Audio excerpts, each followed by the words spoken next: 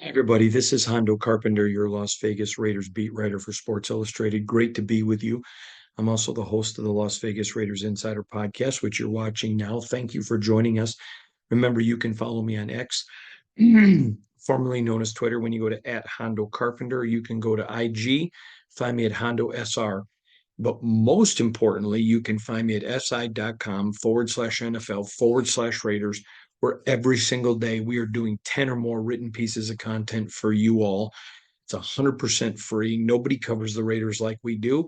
And it's always there for you for free. By the time you add reels and you add videos and everything else, it goes significantly higher than 10 pieces of content a day. But 10 written pieces a day when you go to si.com/NFL/Raiders. Now, this is mandatory minicamp day 2 roundup, and I want to address several issues today. In fact, I'm going to be addressing 7 things from training camp.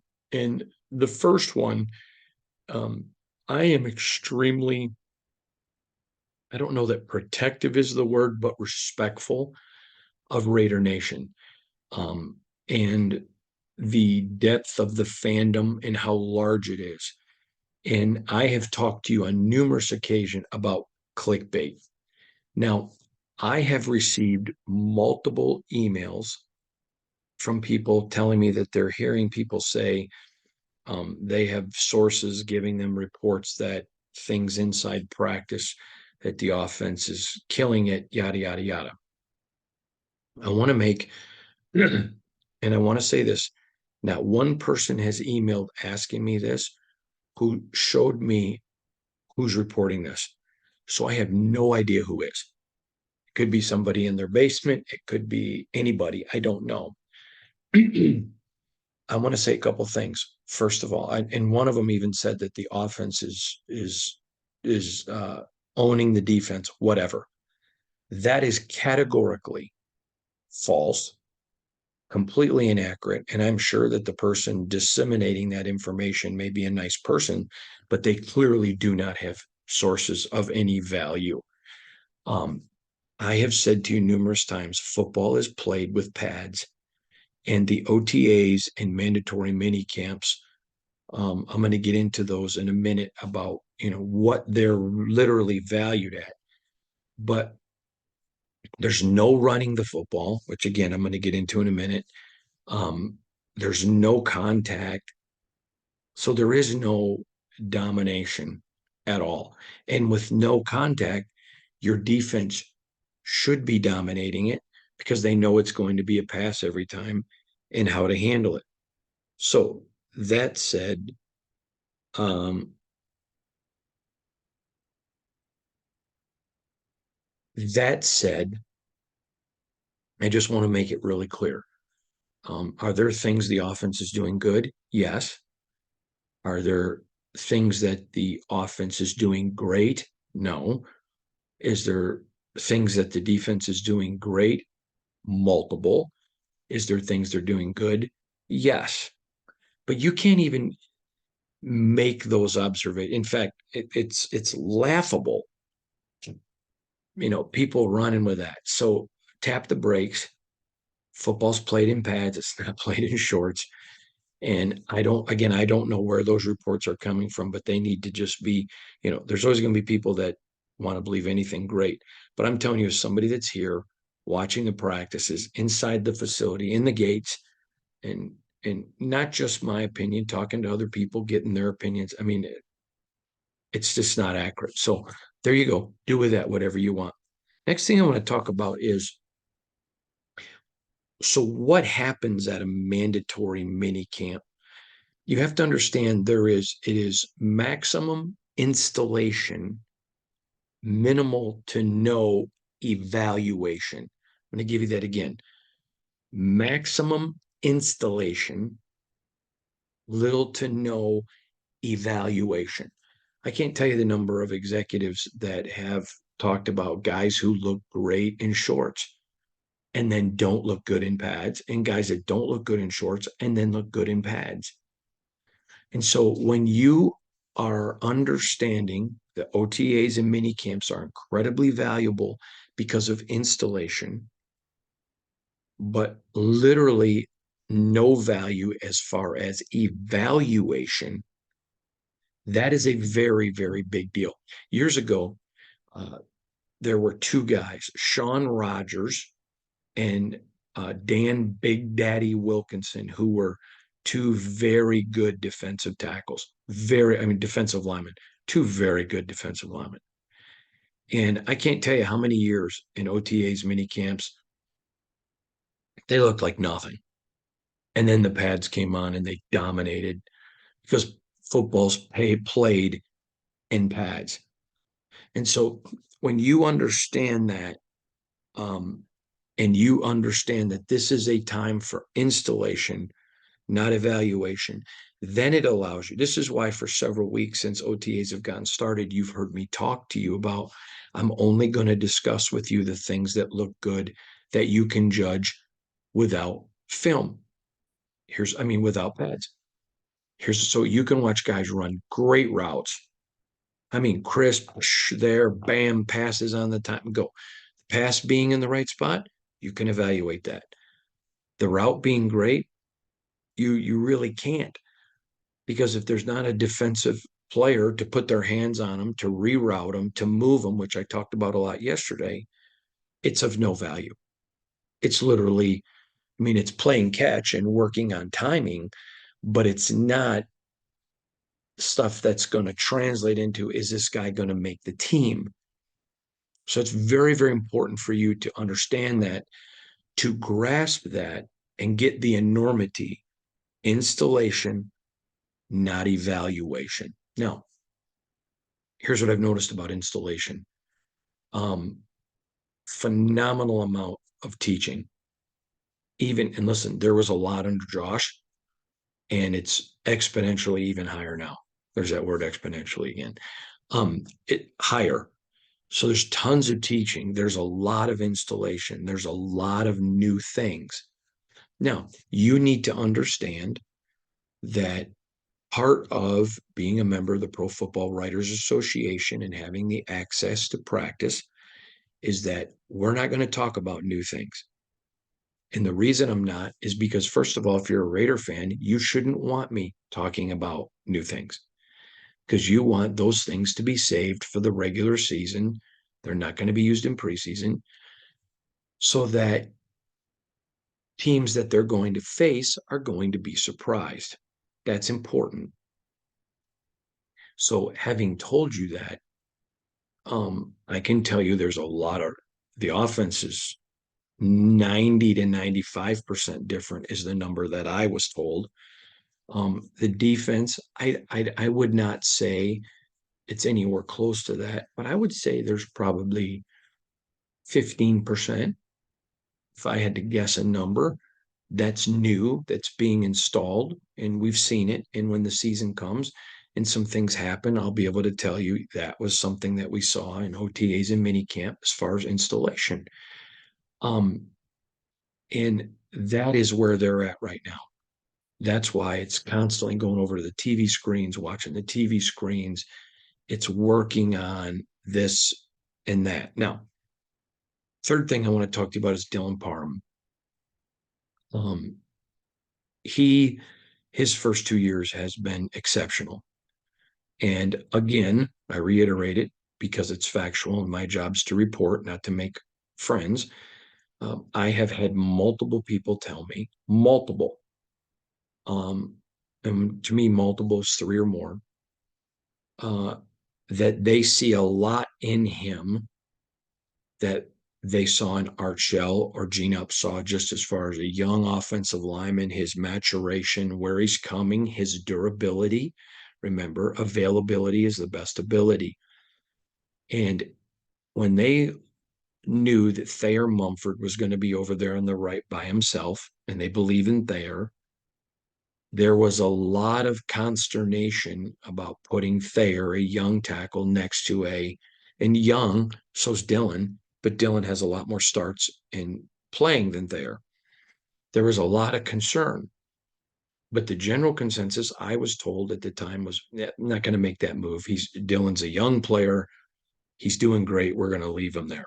However, the more the new staff watched film on Dylan, talked to Dylan, saw Dylan in early OTAs, they realized, wow, he is extremely comfortable, extremely learned. I've told you for the last year, Dylan Parham is one of the smartest players on this football team. Um, and so they've been able to move him to the right side. And I'm going back and being held accountable. I told you prior to the first OTA, they were not going to move him to the right. That is what I was told. And I totally confess that I told you that. But because of watching him and him being a rare and special talent, they're able to move him to the right. Now, that's going to be where he's probably going to stay. And I expect the offensive starting lineup. This is what I believe the belief is. But once Pad comes on, anybody can prove anything. I think your starting left tackle's Colton. Starting left guard is JPJ, Andre James, center, Dylan, and Thayer. Injuries could play into this. People could shine and take jobs. There's a lot. That's what I expect it to be right now. But you cannot undersell. I had a person say I lost credibility for saying those things about Dylan. Well, I would be careful what you say. It's fine to say it about me, but if you knew who the people were that were telling me that, and I hilariously, one of the people, because I don't read the comments anymore, one of the people who pointed out that comment to me was one of the people who told me that, who is a Raider great. And they go, wow, I guess if you don't have credibility, I don't. You're quoting me. And I don't care. It's irrelevant. And I told that person, well, then don't listen if I lose credibility. I don't listen to people that don't have credibility. So if you don't think I do, then don't listen. I don't care. I'm not going to lose any sleep. Don't mean that arrogantly. I am telling you what I'm hearing from people in the organization, Raider greats, people who knew Art and Gene and either played with them or coached them or watched them or whatever. And Dylan is just that rare talent, and he's playing at an unbelievable rate. Now, let's go to the fourth thing. I talked to you about installation, not evaluation. So the footwork in the new system, which they tried to implement, and they did a little bit after McDaniels got fired, but now it's fully instituted, is the footwork's completely different. And so these guys have been learning the footwork of the previous system, and that's why it's unfair to evaluate. First of all, there's no contact. Second of all, there's no pads. But third of all, guys are still learning footwork. And I know that if you're a person that sits down, turns on the game every Sunday and watches the game, you may not understand this part of the game. But there is footwork far more demanding than even dancers, far more. Years ago, I knew a guy who was a very successful college offensive line coach, and he married a lady who was a ballet dancer. And one day, my wife and I and him and her were all having dinner, and we were just visiting. And my wife asked her about dancing and all of that, and she made a comment to my wife. She said, I'll tell you what, I used to laugh and think, football players probably don't think dancers are athletes, but she said, now that I'm married to a coach and I get to see it and I watch practice or I watch film, she said, the amount of footwork that those offensive linemen have to learn, she said, is far more considerable than what you do as a dancer. And so they are learning that. So when you hear reports, oh, the offense, okay, relax, Karen. That's not accurate. It's not because they're bad. There's no pads. They're playing in shorts, but they're still learning footwork. They're still learning about here. They're learning about adjustments when a slide is called or a pre-snap adjustments made. Where does this foot go? I mean, you have to remember you desperately as an offensive lineman. So I'll give you a quick one. You want to keep your knee in front of your shin because that would show a place of force. If you think about it, if your shin is in front of your knee, you're going backwards. Okay. So you have to learn, how do I place my foot and still keep my leg strength? Okay. So let me give you a quick one. Let's say that you can leg press 10,000 pounds, which nobody can. I'm being facetious. If you've got your shins behind your knees, then you're going from a place of power. But I don't care if you're 7 foot, 500 pounds with 0% body fat and you can bench press 10,000 pounds. If your shins are behind your knee, your momentum can be pushed. So the learning of the footwork is meticulous. You sit there for voluminous amounts of moments and minutes watching people learn their footwork. So that's what's going on right now. I've noticed there's a massive amount of footwork, and that's fine. That's good. I think the Raiders offense is going to be very good this year. Because you're instilling so much and there's new footwork and everything else, I would say that I think the Raiders, the last 13 games are going to be significantly better than the first four. And I don't think they're going to be terrible in the first four. I just think it's, some of it's just going to be learned with pads. Now, remember, I'm not going to share with you new things, but I am going to tell you. You may remember a couple of weeks ago, I talked to Patrick Graham, the terrific defensive coordinator, just terrific coordinator, and about him being in the lab tinkering, and he has been. And I'm just going to tell you, there's some things on this defense that has anybody ever seen that meme with Joe Rogan when he goes, "Oh, I wish I could be in some of your um, homes watching just some of you just to see this defense, which ended the season number one. I think they're going to be elite again this year. Just seeing some things. Rob Ryan spoke today, and I have just so much respect for Rob and his family and his dad and Rex and all of that. Just I have so much respect. And he said, and I thought that he talked about Patrick Graham tinkering and that he thinks the defense is going to be better. I just think that was really, really cool. And so I'm just whetting your appetite a little bit because I'm talking about observations from day 2 of mandatory minicamp. Is I think you're going to be surprised at some of the defensive wrinkles. Next, I talked with you a lot last year about the importance. They went and go get Marcus Epps, Robert Spillane, and of course Max keeping the middle of that defense. And Robert Spillane, and you can go back. This is what I love about the digital agency, the whole podcast I did on Spillane, talking about how the Raiders stole him, and they did. Remember, I talked about free agencies. The free agents is understanding. I want to word this correctly. You want to, if you go get a guy, it's either a stopgap 1 year deal because you got a player maybe injured or whatever, or you got to be able to address it in the draft. But if not, you want to get younger guys in their prime. Okay. Christian Wilkins was one. Robert Spillane is one.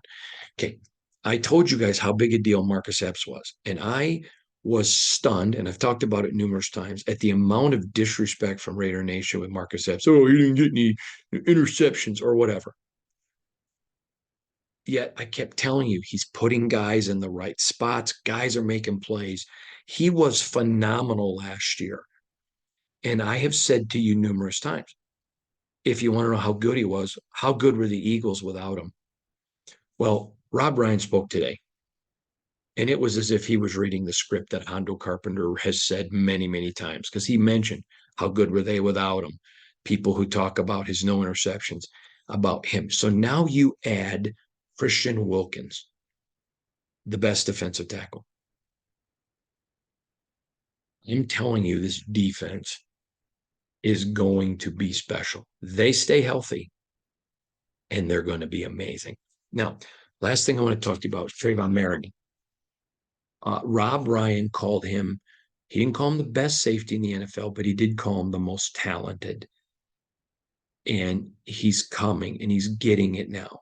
And Rob mentioned how AP gets the job and tells Patrick Graham, all right, take the lid off and do everything you've wanted to do. I mean, I've had people email me and say, it was probably Marvin Lewis. It wasn't Patrick Graham. Well, you're wrong. It was Patrick Graham. And Rob basically took you behind the curtain today and said, yeah, AP told him, take the lid off and go fix it. So phenomenal stuff coming out of camp. Moehrig, again, Rob called him the most talented safety in the league.